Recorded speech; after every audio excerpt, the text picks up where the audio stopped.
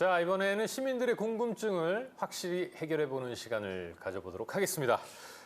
이쪽에 준비된 모니터를 보시면요. 시민들이 가장 궁금해하는 대표적인 질문 4가지를 준비를 했습니다. 바로 공개하면 또 재미가 없기 때문에 저희가 각 질문당 힌트를 3개씩 드리도록 하겠습니다. 힌트를 보시고 유추하시고 어떤 질문일까 생각나시면 바로 말씀을 해주시면 되겠습니다. 자, 그러면 첫 번째 질문의 힌트부터 확인해 보겠습니다. 코비드-19. 네. 아우 정말 이거 정말 지긋지긋하게 그림인데도 꼴도 보시네요 정말 이제. 아우. 하나 더 주셔야 되겠고. 네, 네, 두 두 번째 번째 힌트 확인해 보겠습니다. 선물인가 본데? 코비드-19와 자, 혹시 두 번째 힌트까지 보고 어떤 질문일 거라고 생각되시는 거 있습니까? 조금 어려운데. 질문이 나올 것 같아요. 양육과 관련된 양육과 관련된 것이다. 마지막 힌트 확인해 보겠습니다. 지원금. 네. 자, 어떤 것 같습니까? 재난, 양육, 뭐 돈, 지원금 합쳐가지고 영유아 네. 양육 재난 지원금에 관한 조례. 직접 사실 이 하셔서 조례를 제가 직접 하셨고 발의를 했기 때문에 알고 네. 있습니다. 자, 발의까지 하신 분이 직접 나와 계십니다. 과연 그 질문이 맞는지. 사실 방송의 재미는 딴 거 나오면 좋거든요. 자, 질문 확인해 보겠습니다. 양육재난 지원금이라는 게 있던데 지원 대상이 어떻게 되나요? 서울특별시 양육재난 지원금에 관한 조례가 있어요. 네. 이것은 이제 코로나19로 인해서 저희 어린이집과 유치원 이런 곳에 장기 휴원이 생기잖아요. 네, 그렇죠. 여기에 대한 양육, 이 부담을 고스란히 가정에서 떠안을 수밖에 없습니다. 네. 그래서 이런 가정 내의 부담이 우리 그 서울시에서 좀 해소해 줘야 되겠다라는 생각으로 양육재난 지원 조례를 만들었고요. 네. 이 지원 대상은 만 6세 미만의 아이들입니다. 그러면 일반 재난지원금처럼 이 현금으로 지원해 주는 건가요? 그게 현금으로도 지원이 되고요. 그리고 현물, 그다음에 서울시 사랑상품권으로도 지원됩니다.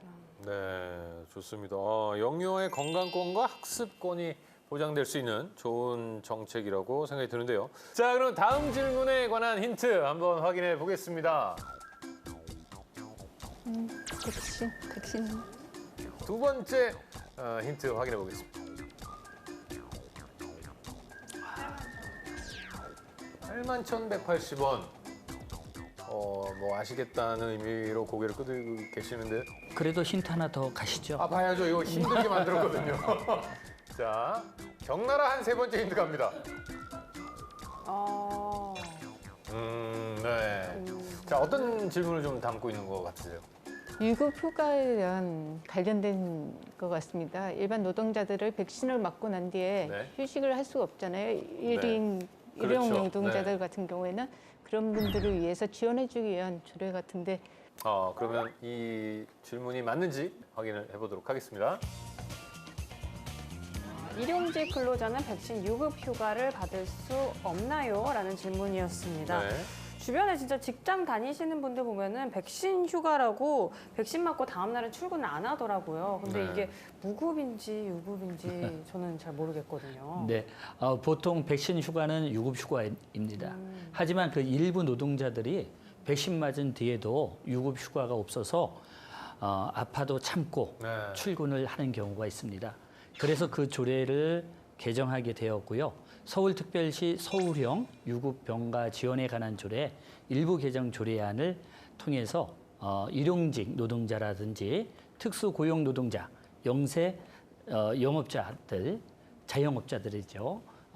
이러한 그 노동 취약계층을 위한 백신 유급 휴가 지원을 하게 되었습니다. 자, 그럼 백신 유급 휴가 지원 대상은 어떻게 됩니까? 백신 유급 휴가 지원 대상은요. 서울형 유급 병가 지원 대상자 중에서 코로나19 백신을 1회 이상 접종한 사람이고 그리고 백신 접종으로 인하여 외래 치료 또는 검진을 받은 사람이고요. 1일에 하나여서 지원을 받게 되어 있습니다. 그럼 마지막 질문에 대한 힌트 확인해 보도록 하겠습니다. 문진표가 나왔고요. 두 번째 힌트 바로 보도록 하겠습니다. 혈액. 저는 모르겠는데 의원님들 일단 하시니까 저도 그럼 따라 한번 해봤습니다. 혈액. 좋습니다. 적나라한 세 번째 힌트 보겠습니다. 네. 혈압 체크 그리고 앞에는 당뇨 그렇죠. 체크에 혈당 체크. 그렇죠. 혈압 체크. 자, 어떤 질문일까요? 만성 질환자들 대사증후군 뭐 그런 문제인 것 같은데 대사증후군이나 만성 질환자 네, 만성 질환자, 뭐 대사증후군 이런 얘기가 나왔습니다. 그럼 어떤 질문인지 한번 확인해 보겠습니다.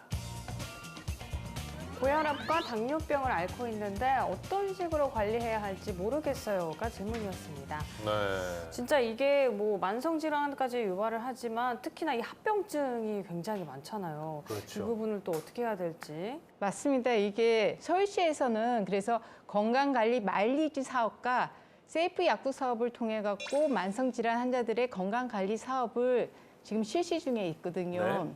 근데 아쉬운 게 명확한 조례가 없었어요. 그래서 이번에 제가 민간보건의료기관을 위한 만성질환 건강관리 지원조례라는 것을 제정하였거든요. 사업의 지속성을 확보하고 지원 체계를 마련해서 시민 건강에 증진할 수 있을 거라고 저는 생각됩니다.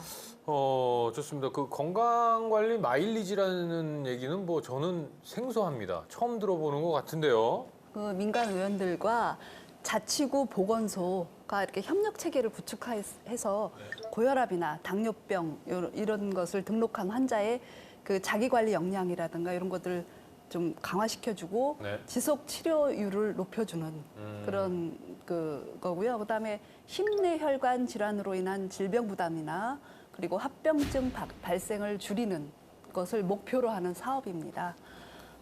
고혈압과 당뇨병 그리고 이런 환자들이 꾸준히 치료를 받거나 자기관리 교육을 받으면 건강 포인트가 이렇게 증가하게 되고 포인트를 쌓게 되고 이 포인트로 또 앞으로 추가적인 그 검사들, 네. 필수 검사들 그리고 예방 접종을 받을 수 있는 것입니다. 그리고 아까 김경호 의원님이 세이프 약국이라는 말을 했잖아요. 네. 사실 약국은 그렇게 위험한 곳이 아닌데 뭐 어떤 이야기인가요? 많이들 그렇게 또 생각을 하시는데 세이프 약국은요, 세밀하고 이용하기 편리한 건강관리 프로그램을 가까운 약국에서의 말을 줄임말이네요. 줄임말입니다. 네. 그래서 보통 집에서 보면 가정에 병원에서 처방받은 전문약도 있고요. 그 다양한 약품들을 갖고 있는데 이것을 한꺼번에 다 상담을 해줄 수 있는 것이 세이프 약국입니다. 그러니까 집에 있는 폐의약품 이런 것도 언제든지 가져가시면 상담을 받을 수 있어요. 그럼 세이프 약국이라는 게 좀 많이 있습니까? 어떻습니까? 그 자치구에서 네. 모든 구에서 이제 실시가 돼서 520개 약국 네. 정도가 참여하고 있습니다. 그래서 우리 집 주변에 있는 세이프 약국을 찾고 싶다 할 땐 스마트 서울 맵이라는 곳이 있거든요. 그곳에 들어가서 세이프 약국을 치시면 찾을 수 있습니다. 네, 뭔가 주치가 있으면 든든하잖아요. 근데 네. 이런 주치 약국이 있다고 하니까 더 든든한데 이런 세이프 약국이 더욱더 많이 생길 수 있도록 홍보가 더 잘 됐으면 좋겠다라는 생각이 듭니다. 그렇습니다. 오늘 보건복지위원회 의원님들과 얘기를 나누다 보니까요. 정말 시민의 행복한 삶과 아주 가장 밀접한 관계가 있는 상임위원회가 아닌가 이런 생각이 듭니다.